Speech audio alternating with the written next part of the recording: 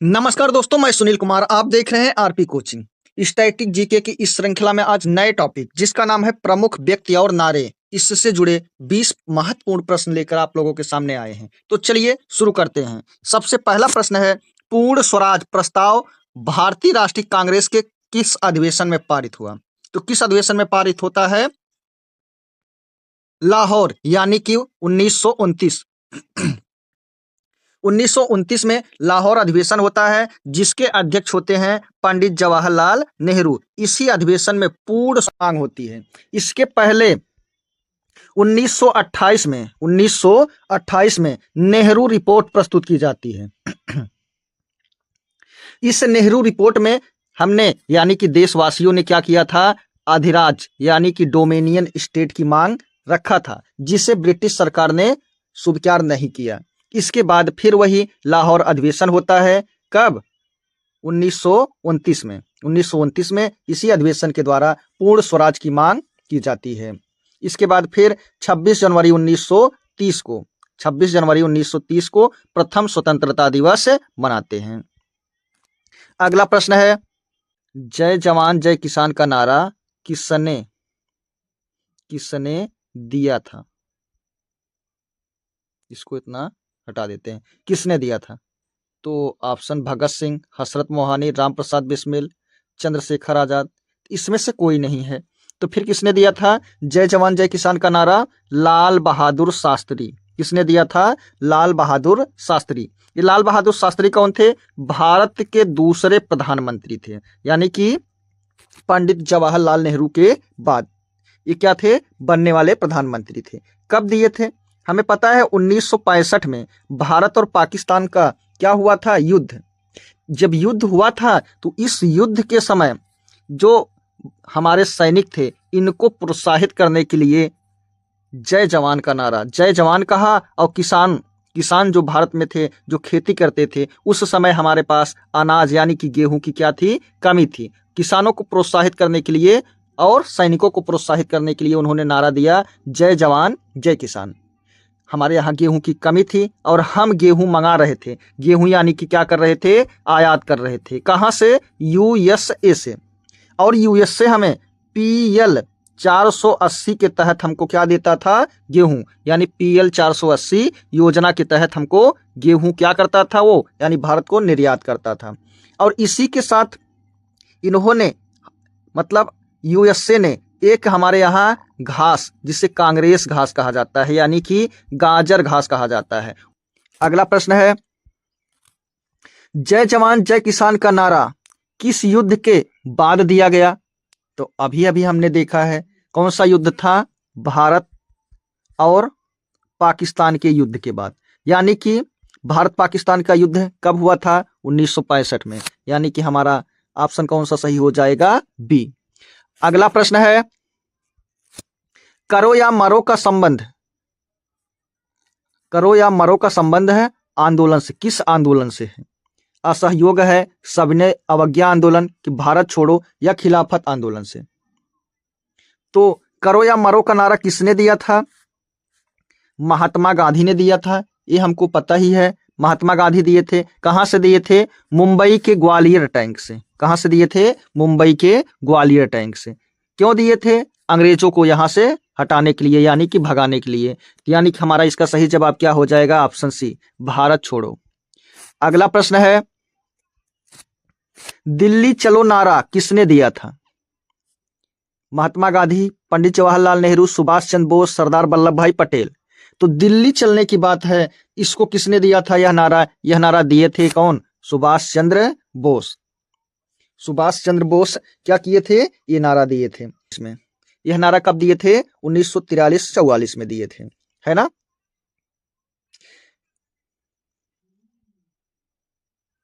अगला प्रश्न है,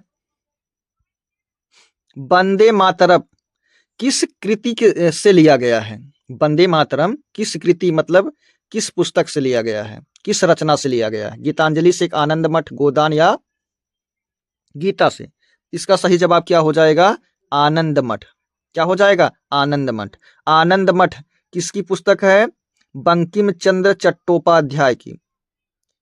बंकिम चंद्र चट्टोपाध्याय की क्या है, ये कृति है, रचना है। कब लिखे थे? 1870 के दशक में। और 1882 में उनका उपन्यास क्या होता है, उनका उपन्यास प्रकाशित होता है और उसी में भी ये क्या होता है, लिखते हैं। और उसके बाद सबसे पहले 1896 में रविंद्रनाथ टैगोर ने कलकत्ता अधिवेशन में सबसे पहली बार इसको क्या किया था, गाया था। और इसी वंदे मातरम को 24 जनवरी 1950 को भारतीय संविधान में यानी किसको स्वीकारा गया, किस रूप में, राष्ट्रीय गीत के रूप में इसे स्वीकारा गया। यानी कि इसे राष्ट्रीय गीत कब घोषित किया गया? 24 जनवरी 1950 को। अगला प्रश्न है, स्वराज मेरा जन्मसिद्ध अधिकार है, किसने कहा है? गांधी जी, महात्मा गांधी, पंडित जवाहरलाल नेहरू, बाल गंगाधर तिलक या सरदार पटेल? किसका है ये नारा, किसने कहा है? तो बाल गंगाधर तिलक, यानी कि ऑप्शन सी क्या हो जाएगा, सही जवाब। अगला प्रश्न है, जय हिंद नारा किस संगठन से जुड़ा है? कांग्रेस से, इंडियन नेशनल आर्मी से, मुस्लिम लीग से, क्रांतिकारी से? यानी कि इसका सही जवाब क्या हो जाएगा, INA, यानी कि इंडियन नेशनल आर्मी। अगला प्रश्न है, साइमन गो बैक नारा किस वर्ष प्रमुख हुआ? साइमन गो बैक, यानी कि भारत में कौन आया था? Simon commission. कौन आया था? Simon commission. कब?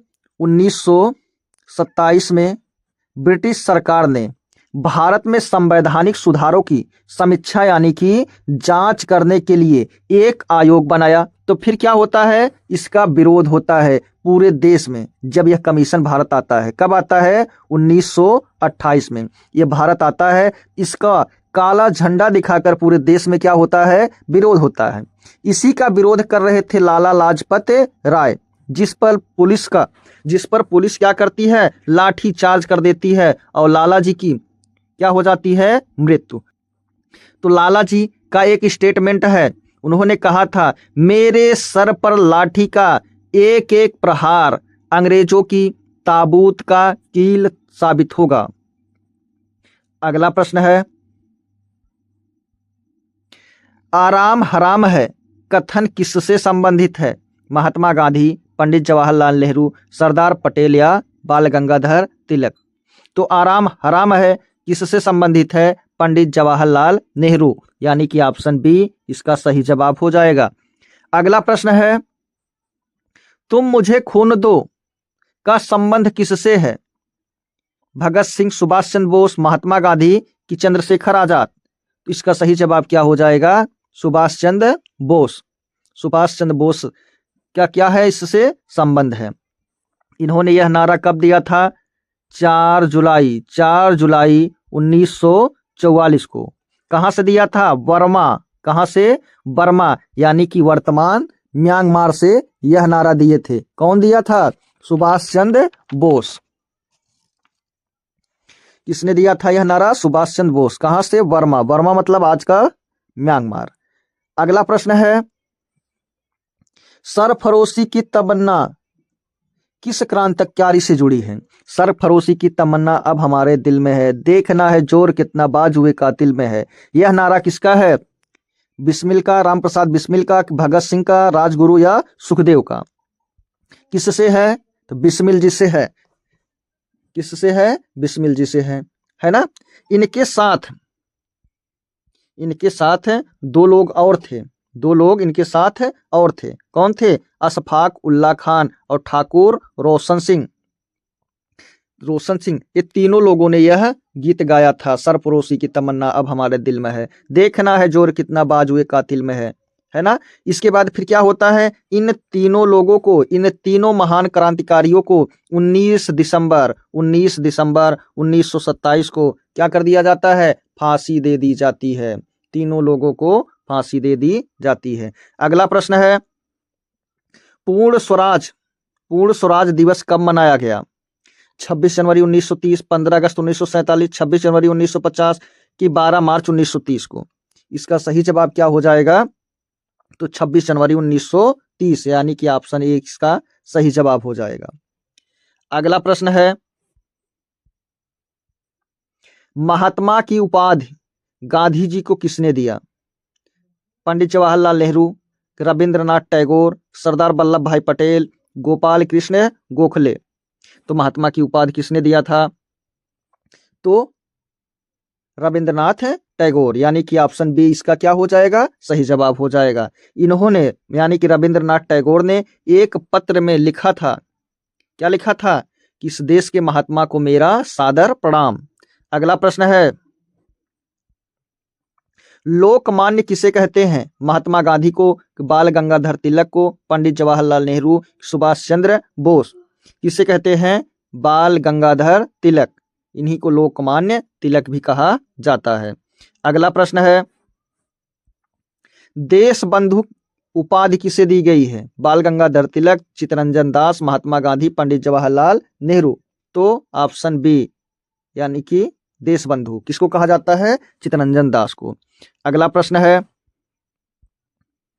नेताजी की उपाधि किसे दी गई है? महात्मा गांधी, सुभाष चंद्र बोस, पंडित जवाहरलाल नेहरू की सरदार वल्लभ भाई पटेल। तो नेताजी किसे कहा जाता है? सुभाष चंद्र बोस, यानी कि ऑप्शन बी इसका सही जवाब हो जाएगा। अगला प्रश्न है, बापू संबोधन किसके लिए प्रयोग होता है? नेहरू की, गांधी, पटेल की, तिलक। तो किसके लिए होता है बापू का प्रयोग? किसके संबोधन में होता है? तो महात्मा गांधी यानी कि मोहनदास करमचंद गांधी के लिए। सबसे पहले इन्हें नेताजी ने बोला था क्या? बापू। कहां से बोला था? सिंगापुर से, रेडियो प्रसारण में। अगला प्रश्न है, इनकलाब जिंदाबाद का मुख्य आशय क्या है? सुधार करना, क्रांति, शिक्षा या धर्म। तो इसका सही जवाब क्या हो जाएगा? क्रांति, यानी कि ऑप्शन बी इसका सही जवाब हो जाएगा। अगला प्रश्न है, जय जवान जय किसान जय विज्ञान में विज्ञान किसने जोड़ा था? इंदिरा गांधी ने, वाजपेयी ने, मनमोहन सिंह कि नरेंद्र मोदी। किसने जोड़ा था? तो अटल बिहारी वाजपेयी, यानी कि ऑप्शन बी क्या हो जाएगा? इसका सही जवाब हो जाएगा। तो ये रहा हमारा आखिरी सवाल दोस्तों।